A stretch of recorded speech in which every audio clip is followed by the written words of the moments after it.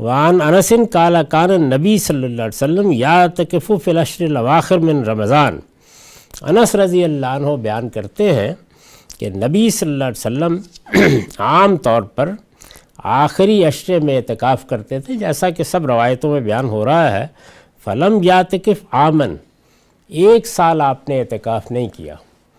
بعض دوسری روایتوں سے معلوم ہوتا ہے کہ اس میں کوئی سفر درپیش تھا۔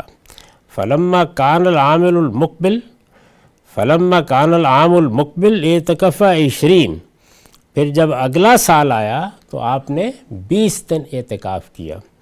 اس سے پہلے ہم ایک روایت میں دیکھ چکے ہیں کہ قرآن مجید کے لیے بھی آپ نے 20 دن اعتکاف کیا، یعنی آخری سال میں۔ تو یہ بھی ایک واقعہ ہے۔ ظاہر ہے کہ صحابہ کرام کے علم میں جو بات آئی وہ انہوں نے کسی موقع پر بیان کر دی، اور آگے کسی راوی نے اس کو دوسروں تک پہنچا دیا۔